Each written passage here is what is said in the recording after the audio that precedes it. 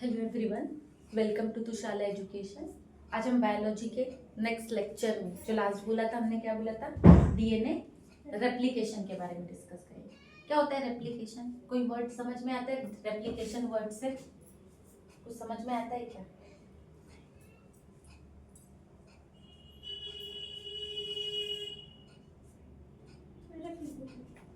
Replicate होना, क्या replicate होना? जेनेटिक मटेरियल क्या है? डीएनए। डीएनए क्या करता है? यूनिक इंफॉर्मेशन जो पर्सन की है वो सब क्या करता है? स्टोर करता है। सीधी सी बात है, अगर एक सेल है, सेल के न्यूक्लियस में डीएनए, क्लियर है? अब ये सेल डिवाइड हो रही है, क्या हो रही है? डिवाइड हो रही है। तो सेल को डिवाइड होने के लिए सीधी सी बात है, अगर डिवाइड हो रही है तो सीधी सी बात है, इसके न्यूक्लियस जो है, न्यूक्लियस में जो डीएनए, इसको भी तो डिवाइड होना पड़ेगा, ठीक है? तो ये डीएनए को क्या करना पड़ेगा? डिवाइड होना पड़ेगा। सेम अपनी एग्जैक्ट कॉपी समझो, ये जो इंफॉर्मेशन है इस डीएनए में, इसको अपनी ये दोनों सेल्स में वो इंफॉर्मेशन को ट्रांसफर करना पड़ेगा, उसको डुप्लीकेट होना पड़ेगा, क्लियर है? वही डुप्लीकेशन की प्रोसेस को हम क्या बोलते हैं? DNA replication. क्या बोलते हैं? DNA replication. अब सीधी सी बात है, अगर हम बात करें डीएनए रेप्लिकेशन में दो टाइप्स के रेप्लिकेशन होते हैं। एक होता है हेटेरोकैटालिटिक, क्या होता है?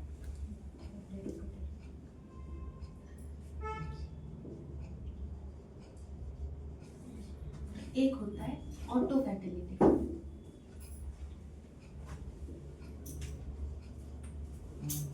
ऑटो मतलब सेल्फ और सेम, हमेशा ऑटो वर्ड जब यूज करते हैं, ऑटो मतलब हम सेल्फ बोलते हैं, और हेटेरो मींस हमेशा हम क्या बोलते हैं? अदर, डिफरेंट और डिफरेंट, क्लियर? तो सीधी सी बात है, अगर डीएनए के मॉलिक्यूल से, डीएनए का मॉलिक्यूल है और डीएनए के मॉलिक्यूल से अगर डिफरेंट मॉलिक्यूल्स का फॉर्मेशन हो रहा है, लाइक आरएनए फॉर्म हो रहा है या कोई प्रोटीन फॉर्म हो रहा है, क्लियर हो रहा है? डीएनए का डीएनए से क्या फॉर्म हुआ? आरएनए। क्या फॉर्म हुआ? प्रोटीन। दोनों अलग है डीएनए से, आरएनए भी अलग है डीएनए से, प्रोटीन भी अलग है। तो other type of molecule form होगा, उसको हम क्या बोलेंगे? हेटेरोकैटालिटिक। अगर डीएनए से डीएनए का ही फॉर्मेशन सेम, मतलब सेम अगर बात करें, डीएनए खुद ही रेप्लिकेट हो और क्या फॉर्म करे? डीएनए को फॉर्मेशन करे, उसको हम क्या बोलते हैं? ऑटोकैटालिटिक। मतलब यहाँ पे क्या होगा? डीएनए का रेप्लिकेशन हो रहा है, मतलब डीएनए यहाँ पे रेप्लिकेट हो रहा है, सेम एग्जैक्ट कॉपी, खुद डीएनए से डीएनए का फॉर्मेशन हो रहा है, रेप्लिकेशन हो रहा है, रेप्लिका अपने जैसा बना रहा है, इसलिए इसको क्या बोला जाता है? रेप्लिकेशन। मतलब डीएनए के मॉलिक्यूल से अगर डीएनए अगर खुद को फॉर्मेशन कर रहा है तो उस प्रोसेस को हम क्या बोलेंगे? डीएनए रेप्लिकेशन, क्लियर है? हमने देखा है मोस्टली साइकिल, सेल साइकिल की जो एस फेज है, यूकैरियोटिक सेल की बात कर रहे हैं ना, सेल साइकिल की जो एस फेज है, उस फेज में डीएनए का क्या होता है? रेप्लिकेशन होता है, क्लियर है यहाँ तक? अब सीधी सी एक बात है, यहाँ पे जो डीएनए का जो डिवाइड होता है, रेप्लिकेशन होता है, रेप्लिकेट होता है, वो कौन सा डीएनए होता है? Semi conservative. अब ये सेमी कंजर्वेटिव जो स्ट्रक्चर है डीएनए का, वो किसने दिया था? याद है? वैटसन एंड क्रिक ने। इसके पहले हमने स्ट्रक्चर देखा है डीएनए का, वैटसन एंड क्रिक ने दिया था, एंटी पैरेलल स्ट्रक्चर दिया था, याद है? तो ये जो सेमी कंजर्वेटिव डीएनए है उसको किसने, सॉरी, मॉडल किसने दिया था? Watson and Crick. और रेप्लिकेशन भी कैसा ही होता है? Semi conservative type. अभी सेमी कंजर्वेटिव क्या होता है सुनो, पहले कंजर्वेटिव देख लो, सिंपल, बाकी फिर इसका जो प्रूफ है वो बाद में एक एक्सपेरिमेंट से कर लेंगे। कंजर्वेटिव मतलब ये डीएनए है, ठीक है, और इससे जो डीएनए फॉर्म हुआ है ये एग्जैक्ट कॉपी है पेरेंट की। दोनों के दोनों जो स्टैंड है इसमें, फर्स्ट स्टैंड और सेकंड स्टैंड, ये सेम किसके जैसे? पेरेंट जैसे। सेमी कंजर्वेटिव मीनिंग होगा डीएनए है, डीएनए का एक स्टैंड इस तरीके से क्या हुआ? ब्रेक हुआ, और न्यू स्टैंड का फॉर्मेशन हुआ। किसका? यहाँ पे क्या फॉर्म हुआ, न्यू स्ट्रैंड का फॉर्मेशन हुआ। क्लियर हो रहा है? तो अब ये कैसा है, एक पेरेंट का एक नया, एक पेरेंट का एक नया, तो ये टाइप कैसा हो जाएगा, सेमी कंजर्वेटिव। क्लियर हो रहा है? पक्का? कंजर्वेटिव सेमी कंजर्वेटिव मतलब एक पेरेंट का डीएनए का स्ट्रैंड रहेगा और एक सेकेंड न्यू स्ट्रैंड का फॉर्मेशन होगा। तो ये कैसे, पेरेंट की तो इन्फॉर्मेशन आई रही है ना, this is a semi conservative type of DNA. Clear है? दोनों टाइप क्लियर हुए? रेप्लिकेशन क्या होता है? चलो अब देखते हैं कि स्टेप क्या क्या इन्वॉल्व होती है डीएनए रेप्लिकेशन में। सबसे पहली होती है एक्टिवेशन ऑफ न्यूक्लियोटाइड। हमें ये तो पता है कि जो डीएनए है, डीएनए की जो बेस है, हमने सीधी सी बात थी कि डीएनए के स्ट्रैंड है, इनके मिडल में है कि क्या था, न्यूक्लियोटाइड के बॉन्ड्स थे, न्यूक्लियोटाइड प्रेजेंट थे। कौन कौन से न्यूक्लियोटाइड है, एक एडेनाइन, ग्वानाइन, साइटोसाइनाइन और थायमिन। ठीक है, यही प्रेजेंट होते हैं। क्लियर है? तो यहाँ पे अगर हम बात करें तो कैसा, डीऑक्सी, डीएनए का लॉन्ग फॉर्म क्या है, डीऑक्सीराइबोन्यूक्लिक एसिड, डीऑक्सीराइबोस न्यूक्लियोटाइड होते हैं। क्या होते हैं यहाँ पे, डीऑक्सीराइबो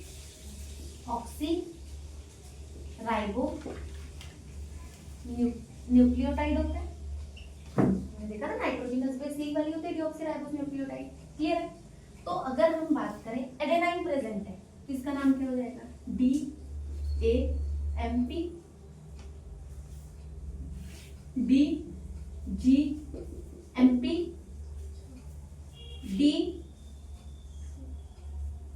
DCMP, DT मतलब deoxy adenosine monophosphate, deoxy guanosine monophosphate, deoxy cytokinin monophosphate, deoxy thymidine, क्या बोलोगे, थाइमिडीन मोनोफॉस्फेट। क्लियर है? तो ये जो तीनों की, ये चारों की चारों जो न्यूक्लियोटाइड प्रेजेंट होती है, ये एक एंजाइम एटीपी जो है इसको क्या करता है, एक्टिवेट करता है। सीधी सी बात है, जब तक अगर हमें रेप्लिकेशन करना है, डीएनए अगर हमें रेप्लिकेट करना है, ठीक है, तो न्यूक्लियोटाइड की तो जरूरत है, तभी तो न्यूक्लियोटाइड, 2 स्ट्रैंड बनाना है हमको, तो अलग अलग डीएनए रेप्लिकेट करना है, तो जितने ऑलरेडी न्यूक्लियोटाइड प्रेजेंट है उतने में काम होगा क्या, नहीं, एक्स्ट्रा लगेंगे। तो सबसे पहले क्या करना पड़ेगा, इनको एक्टिवेट करवाना पड़ेगा। तो एक्टिवेट करवाने के लिए हमें हमेशा एनर्जी लगती है। एनर्जी हमारे बॉडी में कौन से फॉर्म में, एटीपी, एडेनोसाइन ट्राइफॉस्फेट। अगर हम ध्यान से देखें, ये देखो, एडेनोसाइन मोनोफॉस्फेट और एटीपी क्या है, सेम नहीं लग रहा है कुछ, एनर्जी वैसे यूज नहीं कर सकता। अगर इस पे मोनोफॉस्फेट पे अगर हम फॉस्फोराइलेशन करवाए, क्या करवाए, फॉस्फोराइलेशन, तो एटीपी का फॉर्मेशन नहीं होगा, फॉस्फोराइलेशन करवाए फॉस्फोराइलेस के प्रेजेंट में। एटीपी क्या करता है, एक्टिवेट करता है। एंजाइम कौन सा यूज होता है, फॉस्फोराइलेस। फॉस्फोराइलेस होता है तो फॉस्फेट ग्रुप क्या होगा, ऐड होगा। फॉस्फेट ग्रुप ऐड होगा तो इसका कन्वर्जन किस में होगा, डीऑक्सी एटीपी, इसका डी जीटीपी, डी सीटीपी और डी टीटीपी। क्लियर हो रहा है? क्या हो जाएगा, डीऑक्सी एडेनोसाइन ट्राइफॉस्फेट। और इसी प्रोसेस को, एडिशन ऑफ फॉस्फेट हो रहा है, इसीलिए इस प्रोसेस को क्या बोला जाता है, फॉस्फोराइलेशन। क्लियर हो रहा है? एंजाइम कौन सा, फॉस्फोराइलेस। क्लियर हो रहा है? फॉस्फेट ऐड करना है तो ये क्या हो जाएगी, जैसे ही इसमें फॉस्फेट ग्रुप ऐड हो जाएगा तो ये जो न्यूक्लियोटाइड है वो क्या हो जाएंगे, एक्टिवेट हो जाएंगे। क्लियर है? पहली प्रोसेस क्लियर हुई। सेकेंड प्रोसेस आती है इसमें, ओरिजिन ऑफ रेप्लिकेशन।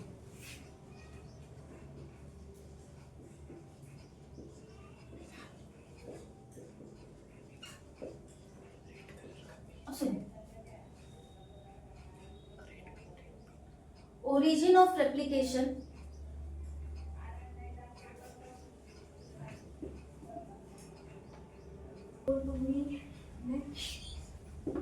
क्लियर है? नेक्स्ट क्या आता है, origin of replication, point of origin of replication. अब सीधी सी बात है, point of origin of replication. सुनो, अब सीधी सी बात है, ओरिजिन ऑफ रेप्लिकेशन क्या होगा? ऐसी साइट जहां से रेप्लिकेशन स्टार्ट हो। एक तो एक होगा ओ पॉइंट जो होगा ओरिजिन, जहां से मेन क्या होगा? रेप्लिकेशन की स्टार्टअप होगा, जहां से एक्चुअल डीएनए क्या होगा? रेप्लिकेट होगा, मतलब डुप्लीकेशन स्टार्ट करेगा। एक होगा टी जहां पे टर्मिनेट होगा, टर्मिनेशन होगा। ओरिजिन ऐसा जहां से ओरिजिन का मतलब ही क्या होता है? जीरो, स्टार्टिंग पॉइंट, क्लियर है। और टर्मिनेशन मतलब एंड, जहां पे एंड होगा रेप्लिकेशन का, दो साइड होगी। तो ओरिजिन ऑफ रेप्लिकेशन को ही हम क्या बोलते हैं? रेप्लिकॉन। क्या बोलते हैं? रेप्लिकॉन, जहां से रेप्लिकेशन स्टार्ट होगा, क्लियर है। तो अगर हम बात करें प्रोकैरियोट्स की, किसकी? प्रोकैरियोटिक सेल की, तो इनके पास में कितने रेप्लिकॉन होते हैं? Only one, single. इनके पास कितने रेप्लिकॉन होते हैं? किसमें? प्रोकैरियोटिक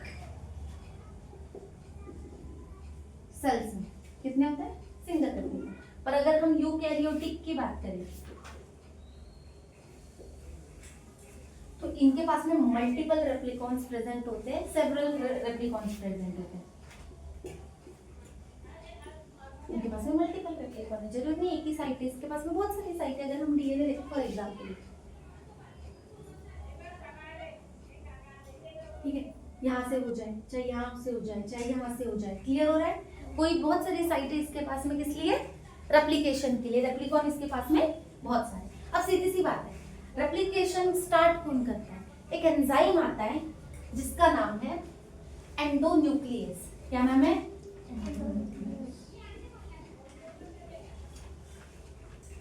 इसका काम क्या करता है? ये माइन्यूट कट करता है डीएनए के स्टाइल पे। क्या करवाता है? ये एक छोटा सा कट फॉर्म करता है। जैसे ये डीएनए में आपने छोटा सा क्या करेगा? कट फॉर्म करेगा। क्लियर है? पक्का? तो यही से क्या स्टार्ट हो जाएगा? वही साइट जो रहेगी, जो एंडोन्यूक्लियस आकर, जहां से रेप्लिकेशन की साइट है वहां पे आके एंडोन्यूक्लियस छोटा सा कट करेगा, वही क्या हो जाएगा? Origin of replication. क्लियर है? क्या याद रखोगे? प्रोकैरियोट में रेप्लिकॉन कितने होते हैं? और यूकैरियोट में मल्टीपल। और कौन सा एंजाइम का यूज होता है रेप्लिकेशन के लिए? सबसे पहले एंडोन्यूक्लियस का। क्या करता है? ये कट करता है।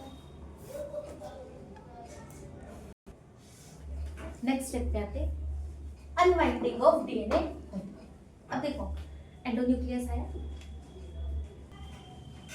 देखो अनवाइंडिंग ऑफ डीएनए वाली। अब सीधी सी बात है, हमने बताया रेप्लिकॉन में एंडोन्यूक्लियस आया, एंडोन्यूक्लियस ने क्या किया? कट और एक निक का फॉर्मेशन किया। ठीक है, निक बोल सकते हो या तो कट बोल सकते हो। ठीक है, अब सीधी सी बात है, यहाँ पहले डीएनए देखो,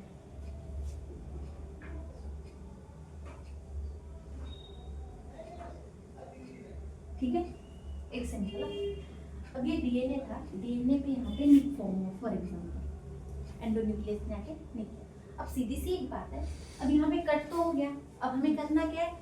ये दोनों जो स्ट्रैंडिंग को अलग करना है, अनवाइंडिंग करनी है इनकी। अनवाइंडिंग के लिए एक एंजाइम आता है हेलिकेज। कौन आएगा? हेलिकेज एंजाइम आएगा और वो क्या करेगा? अनवाइंडिंग करेगा किसकी? डीएनए के स्ट्रैंड। क्लियर हो रहा है? अब सिंपल, अनवाइंडिंग किया, अनवाइंडिंग कैसे करेगा? हमें तो पता है ना, दोनों न्यूक्लियोटाइड के बीच में अगर एडेनाइन किससे बॉन्ड पेयर करता है? एडेनाइन ग्वानिन से करता है कि थायमिन से करता है? डबल हाइड्रोजन बॉन्ड के साथ थायमिन के साथ में पेयर होता है, और साइटोसिनिन ट्रिपल हाइड्रोजन बॉन्ड के साथ में ग्वानिन के साथ में करता है। क्लियर? तो सीधी सी बात है, इन हाइड्रोजन बॉन्ड को ब्रेक करना पड़ेगा। जो डीएनए के बीच में यहाँ पे इन दोनों के बीच में ये जो हाइड्रोजन बॉन्ड है, इनको ब्रेक करना पड़ेगा। तो सेम हेलिकेज क्या करता है? हाइड्रोजन बॉन्ड को ब्रेक करता है और इनकी बाइंडिंग करवाता है, अनवाइंडिंग करवाता है। क्लियर? तो ये डिफरेंशिएट हो जाते हैं, समझो यहाँ से अगर किया तो इस तरीके से हो जाएगा। क्लियर हो रहा है? अब सीधी सी बात है, हाइड्रोजन बॉन्ड ब्रेक हो गया। अब हो सकता है कि इनकी बाइंडिंग फिर से हो सकती है, हेलिकेज ने अलग तो कर दिया, बॉन्ड तो तोड़ दिया, पर बॉन्ड फिर से बनके तो बाइंडिंग हो सकती है इनकी। तो इसको रोकता कौन है? S single strand binding protein, SSBP।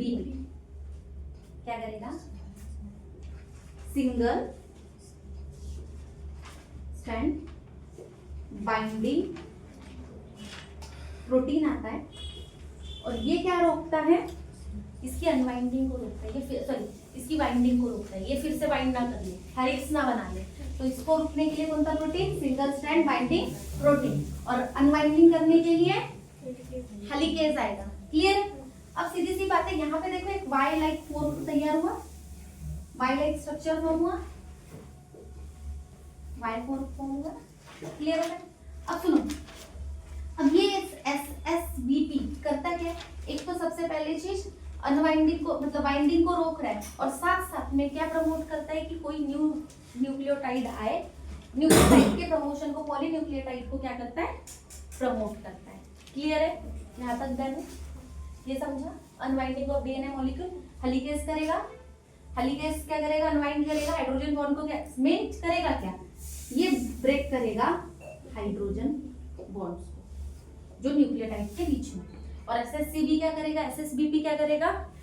ये फिर से बाइंडिंग होने से रिटार्ड करेगा। क्लियर है? और कैसा एक जंप फॉर्म होगा? एक वाई लाइक फॉर्म होगा। ठीक है?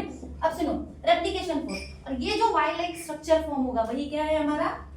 Replication form. क्या भी याद रखोगे? रेप्लिकेशन फॉर्म में वाई लाइक क्या होता है? यहाँ पे एक फोक का फॉर्मेशन होता है, जिसी को हम क्या बोलते हैं? Replication fork. अब सुनो यहाँ से, अगर ये थर्ड स्टैंड था, ये तो ये फिफ्थ स्टैंड होगा, ये क्या होगा? एक मिनट, कैसे भी लिख सकते हैं, सब कुछ नहीं। तो ये क्या हो जाएगा? Third stand. ये क्या हो जाएगा?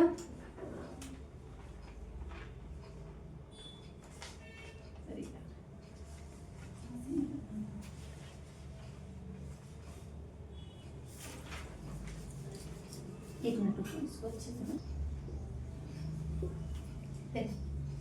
ये डीएनए का फोर्थ फॉर्म हुआ, ये क्या है? Replication form.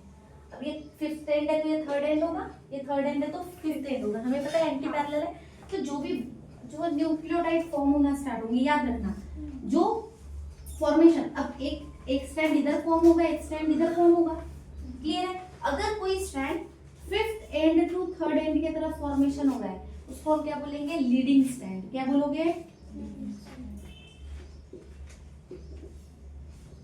ठीक है?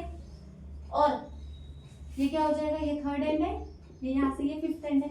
अब ये third end to fifth end जा रहा है, नीचे से अगर हम देखें तो ये कौन सा हो जाएगा? लैगिंग। क्लियर हो रहा है क्या? याद क्या रखोगे सिर्फ इसमें? फिफ्थ टू थर्ड एंड अगर जा रहा है तो कौन सा है? लीडिंग स्ट्रैंड है। क्लियर है? बस इतना। नेक्स्ट हम क्या देखते हैं?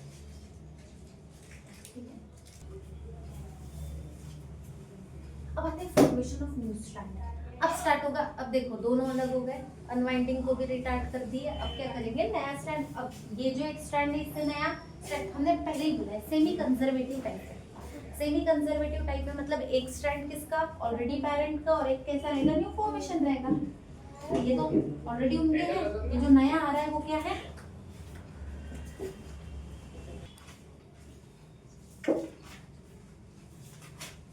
न्यू स्ट्रैंड का फॉर्मेशन होगा। अब न्यू स्ट्रैंड के फॉर्मेशन के लिए सबसे पहले क्या लगेगा? देखो सबसे पहले आएगा आरएनए प्राइमरीज। क्या आएगा? आरएनए। आरएनए का ही टाइप है, आरएनए का ही पार्ट है। क्या है? आरएनए।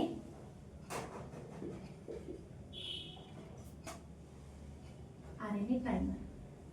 क्या आएगा? RNA primer. आरएनए प्राइमर आएगा, और जाके ये जो दिख रहा है, हमेशा याद रखना, ये हमेशा वर्क, आरएनए प्राइमर के बारे में पहले सुन ले। आरएनए प्राइमर आएगा, अटैच हो जाएगा, और आरएनए प्राइमर का काम कैसा? आरएनए प्राइमर जब तक लगता नहीं तब तक स्ट्रैंड का फॉर्मेशन होता नहीं। ठीक है? क्या बोला? आरएनए प्राइमर जब तक आता नहीं तब तक स्ट्रैंड का फॉर्मेशन होता नहीं। और आरएनए प्राइमर जैसे आके यहाँ पे लगा, क्या हुआ? आरएनए प्राइमर लगा तो वैसे ही एक एंजाइम आता है डीएनए पॉलीमरेज। क्या आता है? डीएनए। देखो पॉलीमरेज, पॉलीमर फॉर्म करना, एक के बाद न्यूक्लियोटाइड को क्या करवाना? ऐड करना। और कहाँ से? न्यूक्लियोटाइड होने के कहा न्यूक्लियोप्लाज्म में, जो न्यूक्लियस है। ये डिवीजन कहाँ पे हो रहा है? न्यूक्लियस में हो रहा है, तो न्यूक्लियोप्लाज्म तो है न्यूक्लियस के पास में। तो न्यूक्लियोप्लाज्म में जो न्यूक्लियोटाइड है उसको क्या करेगा? डीएनए पॉलीमरेज इससे अटैच करते चलेगा और इस तरीके से स्ट्रैंड क्या करेगा? फॉर्मेशन स्टार्ट करेगा। और हमेशा डीएनए पॉलीमरेज की एक बात याद रखना, ये हमेशा 5th end to 3rd and पे ही फॉर्मेशन स्टार्ट करता है, एडिंग ऑफ न्यूक्लियोटाइड। इसका वर्क ही कैसे? स्टैंड का फॉर्मेशन कौन से डायरेक्शन में करेगा? 5th end to 3rd and. Clear है? अब ये तो 5th एंड है, यहाँ से तो इधर से जा नहीं सकता, ये कैसे करेगा? अपोजिट डायरेक्शन में करेगा। तो यहाँ पे आएगा डीएनए पॉलीमरेज लगेगा, इस तरीके से स्टैंड बनेगा। क्लियर हो रहा है? अब याद रखना ये सेकंड साइड पे देखो पहले कंटिन्यूअसली, यहाँ तक समझा? आरएनए प्राइमरेज आया, प्राइमर लगा, प्राइमर जब तक लगेगा नहीं तब तक डीएनए पॉलीमरेज काम करेगा नहीं। और डीएनए पॉलीमरेज का सेकंड रूल क्या? पहला डीएनए पॉलीमरेज क्या बोलता है? आरएनए प्राइमर को लगाओ तभी मैं स्टैंड बनाऊंगा। सेकंड बोलता है कि मैं सिर्फ 5th टू 3rd एंड पे ही स्टैंड का फॉर्मेशन करूंगा। मतलब मेरा डायरेक्शन कैसा रहेगा? मैं 5th टू 3rd एंड के डायरेक्शन में ही स्टैंड का फॉर्मेशन लेके चलूंगा। क्लियर है? अब फॉर्मेशन लीडिंग और लैगिंग स्टैंड कैसे होता है सुनो। 5th end to 3rd and यहाँ पे अपना फोर्क फॉर्म हुआ था, ठीक है, डीएनए रेप्लिकेशन स्टार्ट हुआ था यहीं से, तो ये 5th टू 3rd एंड तक ये तो कंटिन्यूअसली। और अगर अनवाइंडिंग होगी, समझो ये और ज्यादा अनवाइंड हो, यहाँ फिर करें तो हमारे पास में ये फिर से आ जाएगा थोड़ा,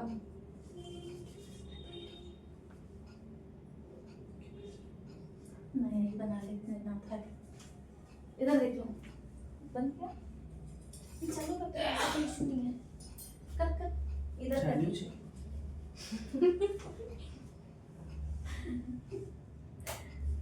चल देखो सिंपल, अगर ये यहाँ तक अनवाइंडिंग थी, ठीक है, यहाँ से फोर्क फॉर्म हुआ था। अब नेक्स्ट अगर डीएनए ऊपर और भी है,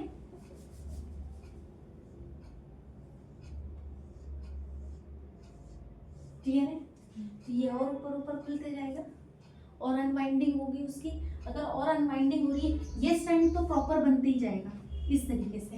अगर हम बात करें ये जो फॉर्मेशन हुआ था ये वाला, ये तो कंटिन्यू चलते रहेगा, ये कंटिन्यूअस है, ये 5th end to 3rd end में कंटिन्यू चल रहा है। जो कंटिन्यूअस स्टैंड बनेगा 5th end to 3rd and पे, वो कौन सा रहेगा? लीडिंग, क्योंकि लीड कर रहा है। इसमें कोई डाउट? अब नेक्स्ट पहले यहाँ आरएनए प्राइमरेज लगा, इसने इतना बनाया, ये भी 5th एंड टू कहाँ चल रहा है? 3rd एंड पे ही चल रहा है। क्लियर है? इतना। अब ये और खुलेगा, फिर यहाँ पे जाके थोड़ा साइड अगर और ऊपर जाएगा, ये और ऊपर हुआ तो यहाँ फिर आरएनए प्राइमरेज लगेंगे, तो कंटिन्यू पे जा रहे हैं, यहाँ फिर लगेगा, यहाँ पे एक स्ट्रैंड यहाँ पे ऑलरेडी फॉर्म हो गया था, यहाँ से आरएनए प्राइमरेज जो लगा, ये फिर इतना और ये स्टैंड और इतना फॉर्म होगा, ऐसे ही और डीएनए ऊपर खुलते जाएगा।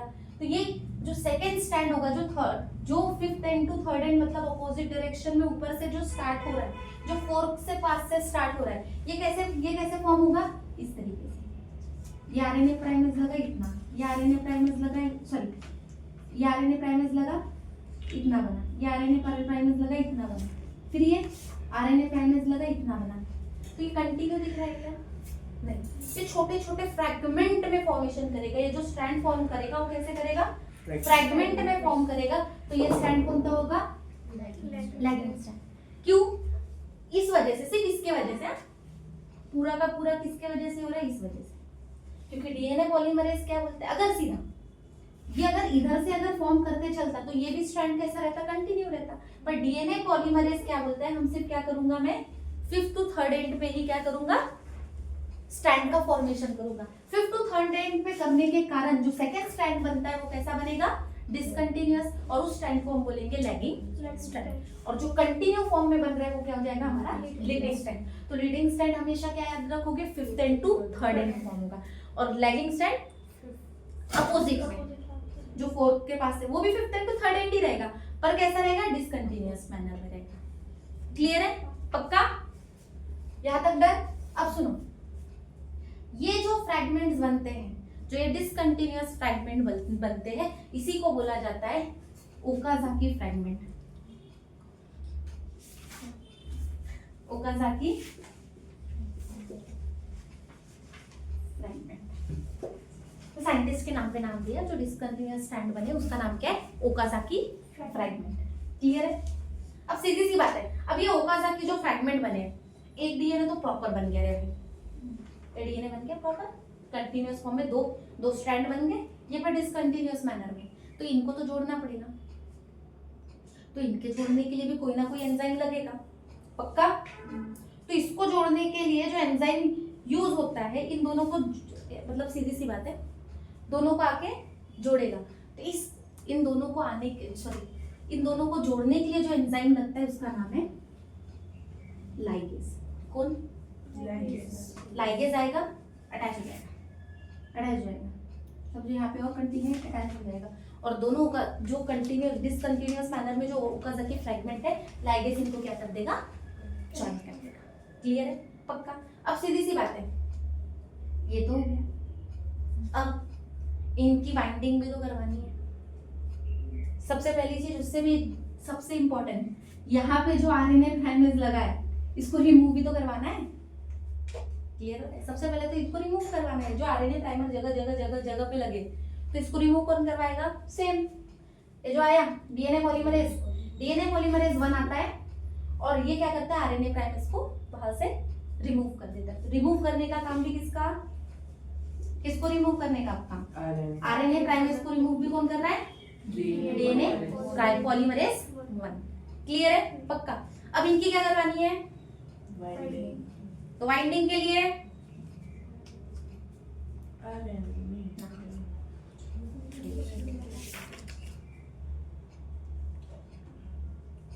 जो अलग किया था वो ज्वाइनिंग वो नहीं करना। हाँ जोड़ेंगे। हाँ, जोड़ने के लिए डीएनए पॉलीमरेज कैसे जोड़ेगा? डीएनए नाम ही सुनो, डीएनए पॉलीमरेज। पॉलीमरेज का मतलब क्या होता है? पॉली क्या होता है? मल्टीपल, फॉस्फोडाइजेस्टर, वो तो ब्रेक हुआ था रे बाबा। तो अब क्या करना है? ज्वाइनिंग करना है। तो ज्वाइनिंग के लिए जो फॉर्म आएगा, जो हेलिक्स स्ट्रक्चर, जो हेलिकल स्ट्रक्चर फॉर्म करेगा, वो करेगा टोपो आइसोमरेज। कौन करेगा? टोपो आइसोमरेज या फिर गायरेज। क्या बोलोगे? गायरेज। अब कौन आएगा? एक ही नाम है दोनों। अब इन दोनों, ये जो दोनों स्ट्रैंड फॉर्म हुए, इन दोनों स्ट्रैंड की क्या करवानी पड़ेंगी? हेलिक्स स्ट्रक्चर बनाने पड़ेंगे। तो ये हेलिक्स स्ट्रक्चर को बनाने का काम किसका? टोपो आइसोमरेज या फिर हम बोल सकते हैं गायरेज। कौन? गायरेज। यहाँ तक क्लियर हुआ क्या? पक्का? लीडिंग एंड लैगिंग स्ट्रैंड तक एक बार सिंपल देख लो। एक्टिवेशन क्या हो? न्यूक्लियोटाइड एक्टिव है in the presence of ATP enzyme phosphorylase. ठीक है? ओरिजिन ऑफ रेप्लिकेशन, जहां से रेप्लिकेशन स्टार्ट होगा, रेप्लिकेशन स्टार्ट कौन करवाएगा? एंडोन्यूक्लियस। निक या फिर एक कट फॉर्म करेगा। जैसे कट फॉर्म हुआ, अनवाइंडिंग स्टार्ट करेगा कौन? डीएनए का अनवाइंडिंग होगा। हाँ, तो अनवाइंडिंग कौन करेगा? हेलिकेज ने अनवाइंडिंग किया। अनवाइंडिंग करने के बाद रोकेगा कौन? फिर से बाइंडिंग होने से SSBP, single strand binding protein. Fork form हुआ, रेप्लिकेशन फोर्क फॉर्म होगा। अब formation of new strand form करेगा कौन? सबसे पहले कौन आके लगेगा? RNA primer. फिर कौन आएगा? डीएनए पॉलीमरेज पॉलीन्यूक्लियोटाइड को ऐड करना स्टार्ट करेगा और लाएगा कहां से? न्यूक्लियोप्लाज्म से अटैच करना स्टार्ट करेगा। एक सीधी सी बात है, डीएनए पॉलीमरेज क्या बोलते हैं? जब तक आरएनए प्राइमर नहीं लगेगा तब तक मैं स्ट्रैंड फॉर्म नहीं करूंगा। मेरा सेकंड रूल ये है कि मैं fifth end to third end पे ही क्या करूंगा? फॉर्मेशन करूंगा। तो एक स्ट्रैंड क्या बनती है? कंटीन्यूअस। एक स्ट्रैंड क्या बनती है? डिसकंटीन्यूअस। तो जो कंटीन्यूअस बनती है वो लीडिंग स्ट्रैंड, जो डिसकंटीन्यूअस बनती है लैगिंग स्ट्रैंड। ठीक है? अब आरएनए प्राइमर लगा है उसको हटाना भी है, तो आरएनए प्राइमर को हटाएगा कौन? DNA polymerase 1। अब ये जो दोनों स्ट्रैंड बन गए, इनका क्या करना है? बाइंडिंग करना है। उसके पहले आरएनए प्राइमर निकाल लिया। अब क्या करेंगे? हाँ, ये जो डिसकंटीन्यूअस स्ट्रैंड बनी उसी को हम क्या बोलते हैं? Okazaki fragment. अब क्या होगा? लाइगेज का नाम क्या है?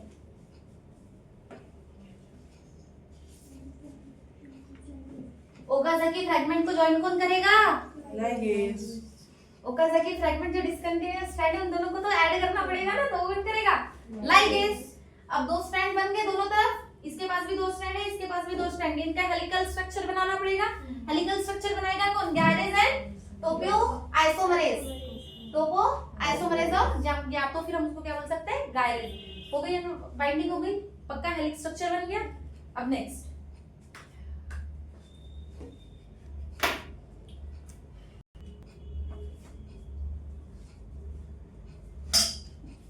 क्या आता है? Formation of daughter cell. अब देखो दोनों डीएनए थे, ये डीएनए था, इस तरीके से स्ट्रैंड ये भी फॉर्म हो गया, ये भी फॉर्म हो गया, फिर इसकी बाइंडिंग होके ये बाइंडिंग होके डीएनए बन गया। क्लियर है? दो डीएनए। बट इसमें अगर हम बात करें 50% कंट्रीब्यूशन किसका है? मदर जो डीएनए उसका है, जो पेरेंट डीएनए उसका है, मदर डीएनए का। और जो 50% जो फॉर्म हुआ है वो क्या है? न्यू स्ट्रैंड है। क्लियर है? तो इससे क्या प्रूफ होता है? एक स्ट्रैंड मदर से एक स्ट्रैंड न्यू फॉर्मेशन। तो ये कैसा है? Semi conservative. तो यहाँ पे हमारा डीएनए डॉटर डीएनए फॉर्म हो गया। कितने डॉटर डीएनए फॉर्म हुए? दो। एक एप्लीकेशन में दो डीएनए का फॉर्मेशन हुआ। ठीक है, अब सिंपल ये पूरी की पूरी प्रोसेस कहाँ पे खत्म हुई? ये पूरा कितने स्टेप आ गए? 1 2 3 4 5 6 7 स्टेप पे क्या हो गया? खत्म। हमारा डीएनए का रेप्लिकेशन डन हुआ। अब सिंपल एक टॉपिक बचता है, वो बचता है एक्सपेरिमेंटल प्रूफ। किसका? कि डीएनए जो है वो सेमी कंजर्वेटिव ही फॉर्म होता है। डीएनए का जो रेप्लिकेशन है वो कैसा है? Semi conservative. वो एक टॉपिक हमें भी कवर करना है।